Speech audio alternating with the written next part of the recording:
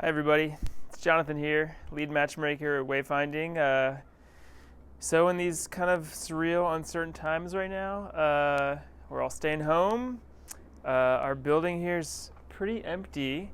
A couple of us are taking turns checking in on the place, and while we're doing that, we're trying to keep connected with all of our community and also help people out however we can. And since we're kind of in a holding pattern as far as making matches, there's a lot of prospective students who can't come and visit us in person at the moment. So I thought, while I have the building all to myself, maybe I'll just give you a virtual private tour of our building for those of you that maybe can't visit us for a month or two now. I'll show you around now. Show you the rooms and the spaces without people. Everyone's at home, obviously. And I'll tell you some stories about the history of the building, and we'll kind of go from there. And then obviously, if you want to come visit us in person, hopefully in May, we'll go from there too. Yeah, so here we go. I'm in the entryway. The fireside classroom. This is our main classroom. A lot of our classes happen in here. Let's take a gander around here. Just give you the full experience. It feels a little different when there's people. Obviously now it's kind of deserted. There's a different energy in the building when there's students about. Just going to give you an idea for now. So these tables in the classroom, they're kind of in this U shape now. One of the fun things about this school is anytime you enter a room each day, it's going to look different. The students rearrange the tables constantly based on, which class, which cohort, what they want it to look like. Anytime we have events in the building, the tables get moved around. So it's kind of an ever-changing space, which is pretty cool. So, notice the fun lighting. It's one of my favorite parts of this whole building. There's fun lighting in every room. I think it's mostly thanks to Siegfried, our fabulous handyman, do-it-all electrician, #1 volunteer. I'll show you more in the other rooms. But over here, I just wanted to highlight too. This is hard solo. These over here are the mottos of the first 3 cohorts. Cohort 1, 2, and 3. There we go. That's their cohort mottos. And the art piece that was created by one of our luminaries to represent each of them. Right there for now. Going down the hallway, we've got all these whiteboards that often have fun events and updated things and things that students want to throw up there. There's the kitchen, but let's go over here. This is maybe my favorite room, the navigation hall. So the navigation hall, oh yeah, soak it in. There it is. It's glorious. Yeah. So the navigation hall, it's kind of our all-purpose room. It's our event space. All of the events we have at Wayfinding happen here. Our 2 graduations, cohort 1 or 2, cohort 2 have happened here. Our Live Your Dreams party. Our annual big fundraiser extravaganza happens in this room. We just had our most recent one a couple weeks ago. I guess about 3 weeks ago now in here. Class sometimes happens in here. We rent out this space to community groups. We have quite a few recurring groups, including a couple dance groups. Techno contra dancing happens in here once a month. All kinds of good stuff. And it's really just got a whole bunch of cool stories that have come about over the first few years of the school. For example, this mural up here, painted around the room, was painted by one of our first students. An alumni of cohort 1, Austin, who actually, if you go to our website, there's a current virtual tour from year 1, or maybe the early year 2 that Austin did. He came into this room and his mural wasn't actually quite finished yet. He points that out. But it's now been finished for a couple years. He's an alumni. He's moved on. Although, rumor has it he's coming back and joining faculty next term. We'll see about that. He's pretty rad. But yeah, he painted that mural. This is the first mural he ever painted. Pretty cool. More art over there. And, there's more art in the corner over here. That piano used to be a normal looking piano. But TJ, alumni of Cohort 2, who actually now works with us, painted that piano for an event last year, which is a little insight into our school community here. Whoever decides to come be a part of it, students, staff, whoever, brings something with them. It's kind of a cool thing about being a part of a new, young, startup, experimental, alternative college is that everybody who joins us is a part of shaping what this place looks like as it grows and develops and forms its identity, which is, growing with the people. And so every little bit of the building has a story about who's been here. The lighting, I mentioned in the other room too. We got some fabulous lighting here. Almost every room has dimmable lighting. So when Wayfinding moved into this building 4.5 years ago, it didn't look near at all like this. It was an old YWCA that had been a couple other things and had been vacant. And it's undergone a whole lot of transformation since we've moved in here, and it's still undergoing transformation. Everybody who comes gets to add their own little something to it, their own little touch.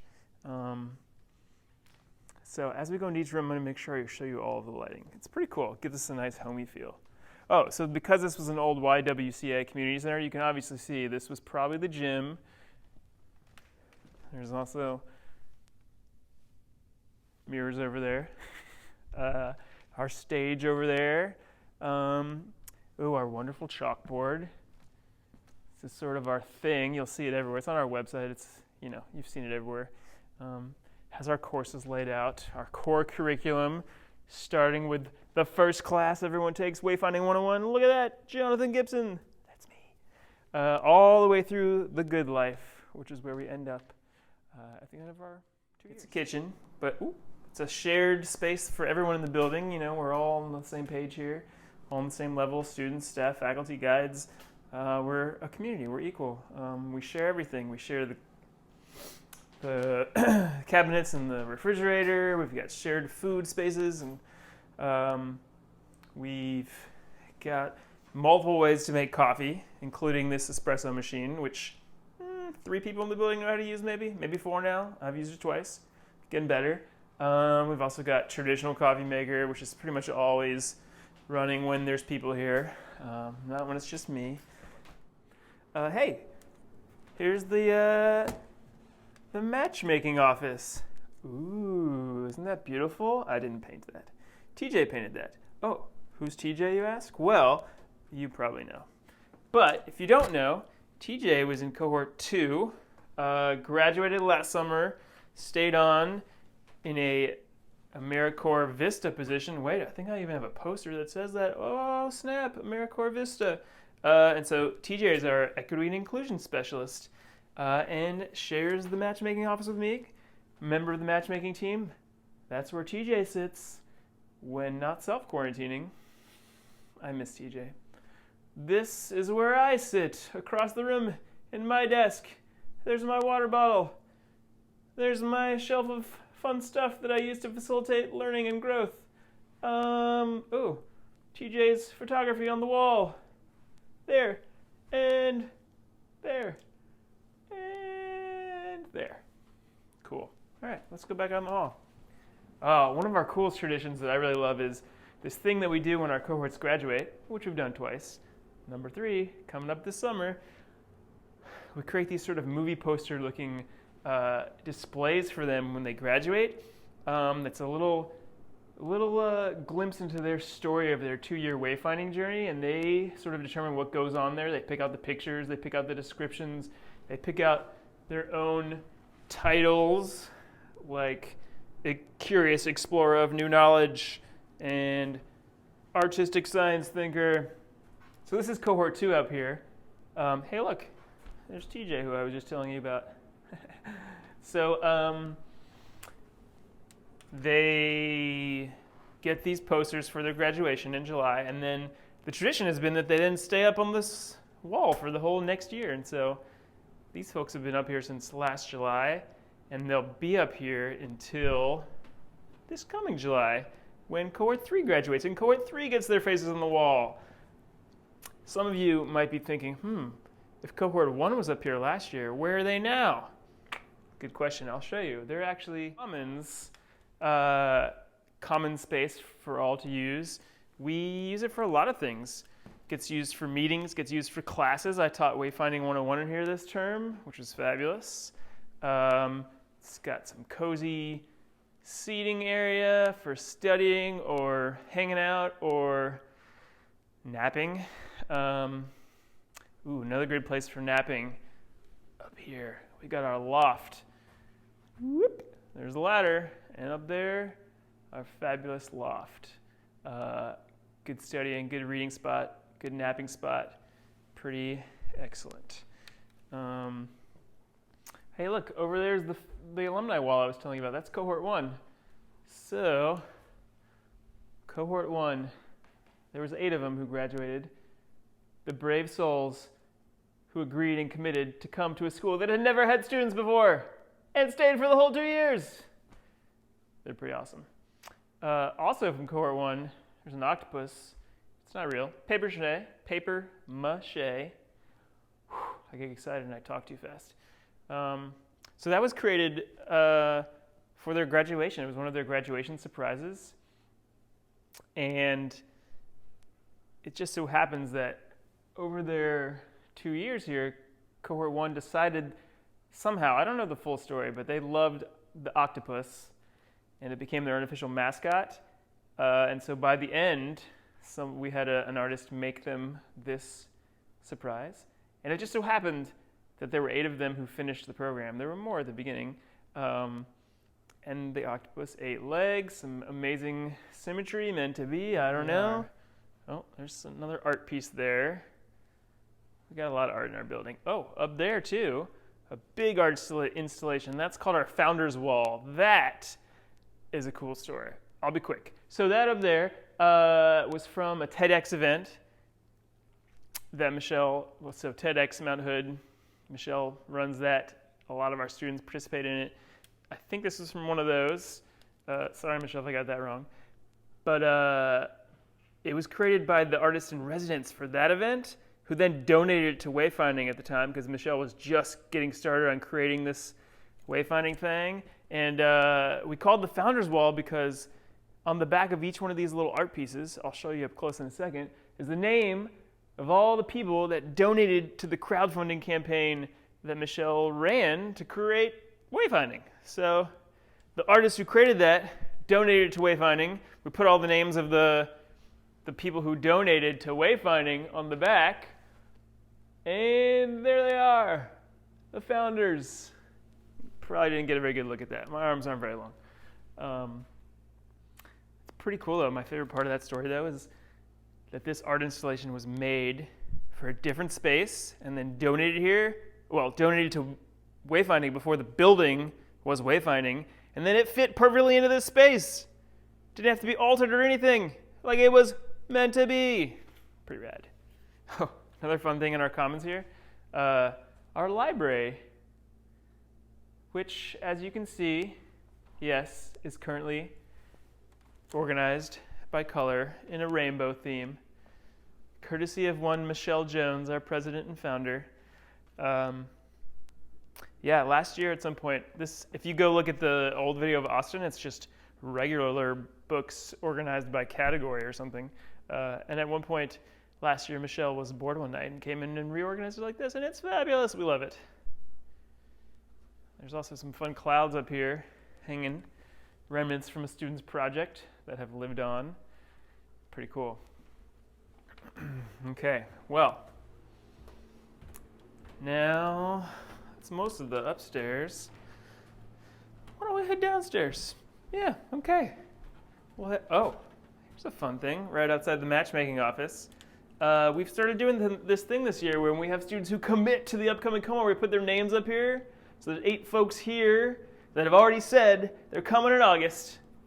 Pretty fun. We're going to add more names to that list as we go. All right, so now we're going to head down the stairs. Here we go. Oh, fun quote on the wall. I really like that one. Check it out. Okay, so now as we come down the stairs here, you're going to notice few things down here. One, it's very quiet because, like I said, I'm the only one here, which is good. Social distancing.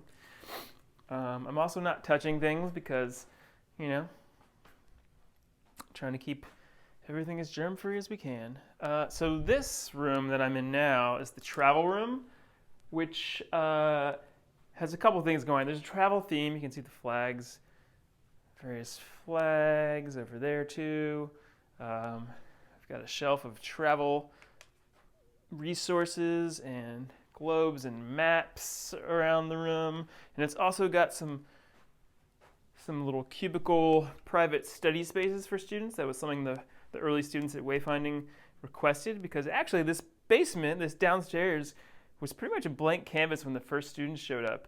So a lot of the stuff down here was pretty much created by the students.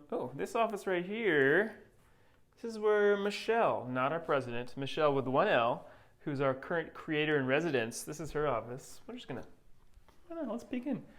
She just moved in a couple months ago, maybe the beginning of this term. She's still settling in. She has plans to decorate this room and make it her own, but there's no rush. We'll give her time. But she's pretty rad. She's brought a cool energy to the building. She's really excited to connect with our students. The creator in residence position that we have is a really cool way that we incorporate community into our building. It's one of our big goals, is having community infused through our building, and our students interacting with the outer community, so our students aren't just in this school bubble. They're interacting with the bigger world when they're here. And that's one way we do it, with our creator in residence, which we usually have a new one each year. I think she's our 4th one in our history, I believe. So I'm excited to see what she does with her. Here we go. We're gonna walk on down. Let's stop here for a second. There's a room. This is the Life-Finding headquarters, I guess, now. We have a new additions to our team, Corey and Angela. Corey is in charge of our Life-Finding program and is also going to be teaching the Good Life next term.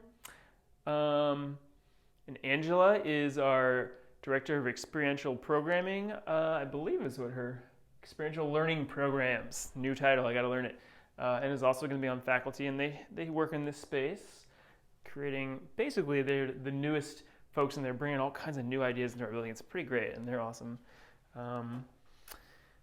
And this might be my favorite space in the building. I feel like I say that about a lot of rooms, but this is our guide space. So our guides in our guide program, every student gets paired with a guide who they meet with at least once a week for their whole 2 years. Our guides really get to know them as a whole person.